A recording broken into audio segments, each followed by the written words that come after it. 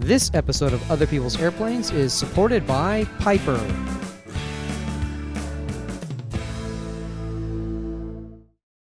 In this short interview, I talk with Jon Roberts about his recent purchase of a shiny new Piper Archer and how he is training for his private pilot's license in his own airplane through Piper's Ready, Set, Fly program. I'm David Allen, and I'm about to take you into the cockpit of other people's airplanes.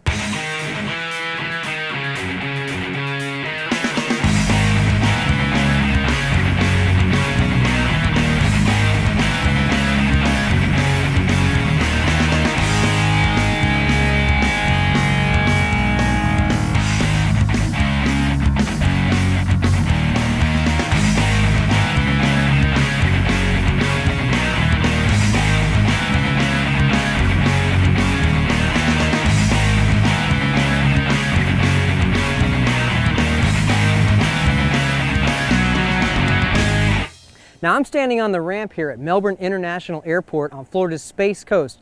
A special thanks to Atlantic Jet Center for letting me onto the ramp to shoot this. You can find more information about Atlantic Jet Center right here. This short interview was filmed on location at EAA's AirVenture Oshkosh 2011. Now I'm obviously not at Oshkosh anymore, but we simply had so much yummy footage that we didn't want to throw any of it away. I think this interview pretty much stands on its own, so let's just jump right in. Oh, wait. Did I catch you? Well, good. You know, I thought you might have already gotten into the interview. You know, like when you start to hang up with someone on the phone only to realize just as you're pushing the end button that you forgot to tell them something? Yeah, that. I have a very special announcement for you at the end of this episode, so be sure to stick around for that. Okay, now you can go. Roll the interview. We've made our way over to the Piper tent, and I got a chance to catch up with Jon Roberts. And Jon, you are just the perfect image of what we like to see in general aviation. So Jon has recently decided to go ahead and get his private pilot's license.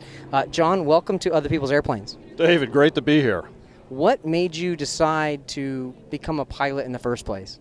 My father was an Air Force fighter pilot, and ever since I was as young as I can remember, I've been an enthusiast for flight. Early on, I wanted to go to the Air Force Academy, but my eyes didn't hold up, so I ended up going to pharmacy school and ended up at People's Drug Store, which now is CVS Caremark. So you've decided now, because you couldn't necessarily go the military way, you're still going to go ahead and get that license. That's right. Yeah. So now that I'm at the right point in my life where I can devote enough time to flying, and so I've made the decision to get my pilot's license, become IFR rated, and be able to travel around New England and play golf at all the fantastic golf courses they have up in the New England area. Fantastic.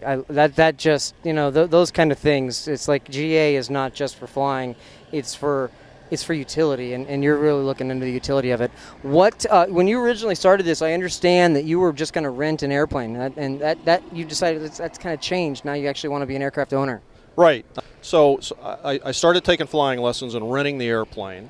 And as I did more research, I came across the Piper Ready, Set, Fly program, and I thought it really offered everything I was looking for, which is convenience.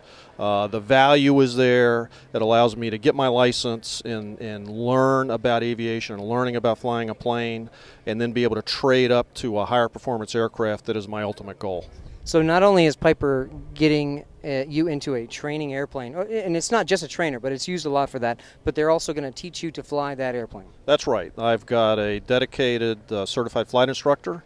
I've got a very busy schedule, and my flight instructor comes and picks me up wherever I am, and I take my lessons, and I'm able to work it into a very busy, hectic schedule, and progressing very rapidly to get my license. Where are you in your flight training at this time? I've soloed. I've got 2 hours of solo time under my belt. And you know, I will say that anybody who solos an airplane, this is something we've talked about a lot of my friends agree.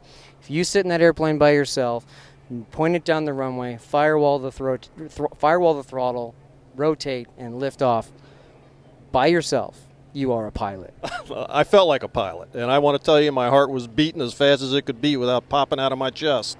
What a fantastic experience it was, though. And I'm so glad. And I understand you're doing some of your long cross countries now, and you're working towards that third stage of pilot training.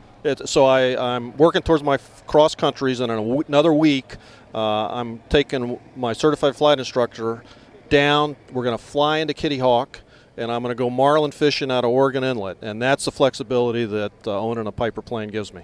That is just too cool. You're going to go fishing while you're flight training. Brilliant. You're already using it. That's great. You're using your license for what it was used for. That's right. Yeah. So I get to use it, not only learn to fly, but go places and have fun while I'm doing it.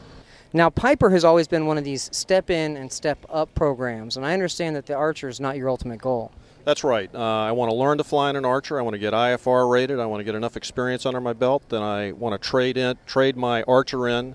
And get a Matrix that will allow me to take all the people I want to take and fly all over New England, which is my goal. And then, by the way, if I ultimately want to trade it up to even more high-performance airplanes, Piper gives you those options.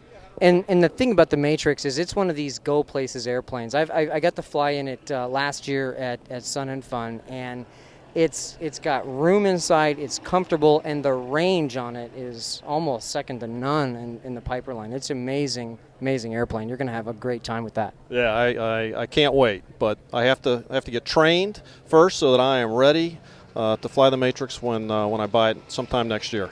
Thank you so much for coming on Other People's Airplanes and talking to us about your dream and that you're actually living it. For Other People's Airplanes, I'm David Allen. Huge thanks to Jon Roberts for talking with us. I'm also super thankful for Piper's sponsorship of this show. Please check out their Ready, Set, Fly program by going to this link right here. All right, ready for the big announcement? I've already mentioned this a couple of times on Twitter, so this may not be news to all of you.